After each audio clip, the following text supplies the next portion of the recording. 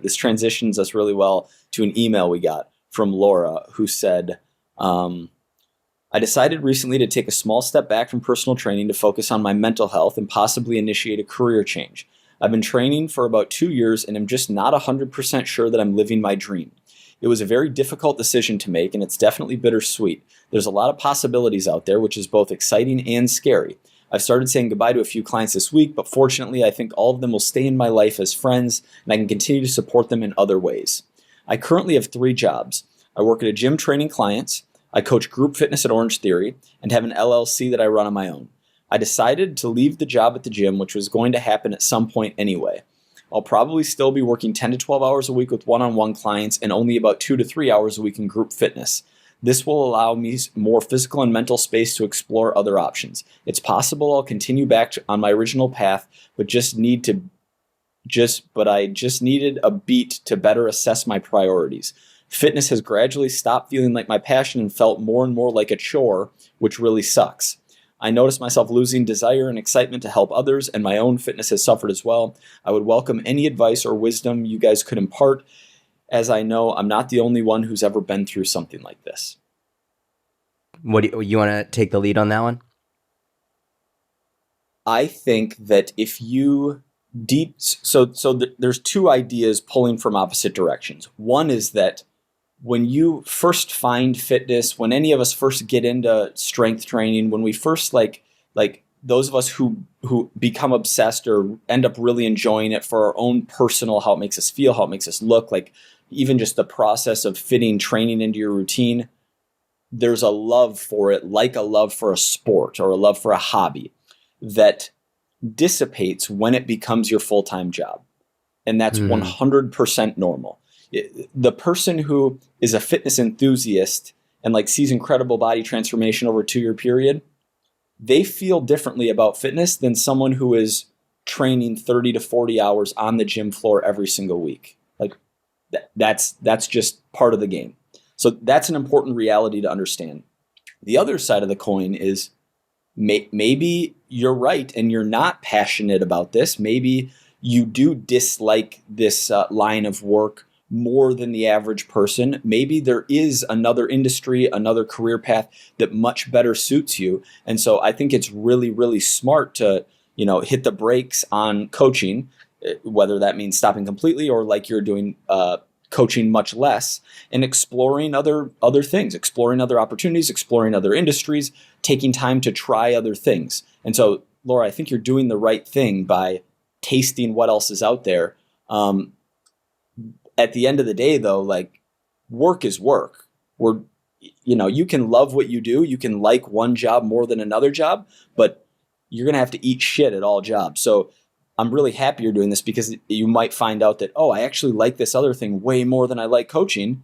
And that's incredible. And then pursue that. You might also find out that like, I tried this thing and then this thing and then this thing. And I wasn't super passionate about any of those either.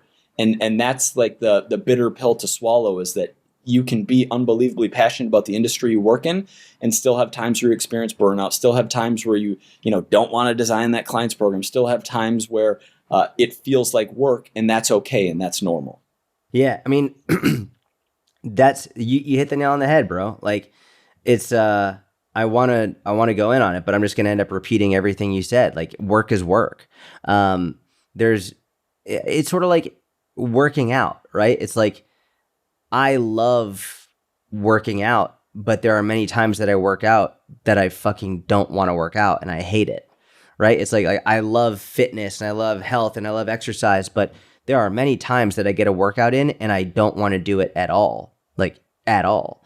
No matter what job you choose in life, there's going to be things, hopefully, that you really enjoy about it, and there are going to be things that you don't enjoy about it at all. There are going to be things, like if you're working for someone else, in which like if you have a boss, there are going to be things that your boss does that you're like, my boss is a fucking idiot. Like, I don't know why I'm doing this. This is stupid. I could do this better than them. In which case it's like, fine, then go do it better. Then don't have them be your boss. They're like, stop fucking complaining. But on the other hand, if you own your own business, guess what? You still work for other people, your clients, right? Like you're still like, even though you're technically your own boss, you're also not your own boss because your clients are your boss. You're working for them. And it's like, they're fucking idiots. They're doing stupid shit. It's like, and then you've got employees, and your employees are doing stupid shit, and you're fucking mad at them because they're not doing it the way you want to, and they think that they can do it better than you. So no matter where you are in this chain, there's going to be things that you like and things that you don't like. What you have to ask yourself is, does the good outweigh the bad, and or is it worth it, period?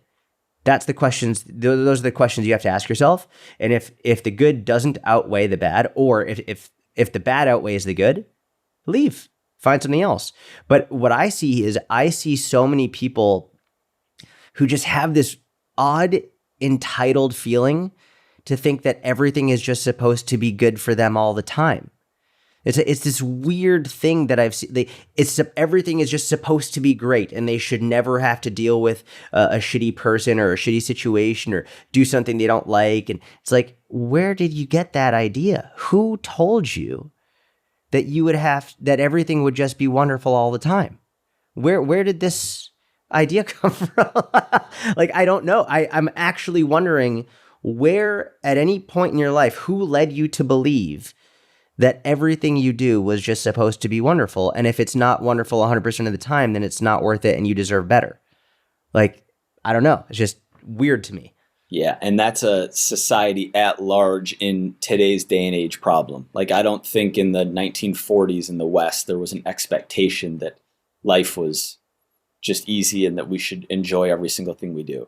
And we're getting slightly away from responding directly to Laura and talking more at large. But the last thing I want to say to Laura and to that specific instance is, I can relate, because my absolute worst day as a coach, when I have that client who's sending me an email, once every 4 years, you have a client who every time their name shows up in the inbox, your stomach just drops, which thankfully is only like 1 out of 500 or 1 out of 1,000, but they do exist. My worst day ever is better than my best day as an accountant, working at a public accounting firm, getting told what to do, sitting there with posture like this, and mandatory, take your lunch down here with the team at this time and do this and tuck your shirt in and da-da-da-da-da. My best day in 2 years as an accountant can't touch my worst day as a coach working in the fitness industry. So maybe, Laura, maybe fitness to you is what accounting was to me, and maybe there's something else out there to you that is what fitness is to me, which is why I'd encourage you to taste those things, but don't be closed off to the idea that, like, yeah, burnout and like these things do occur in any industry.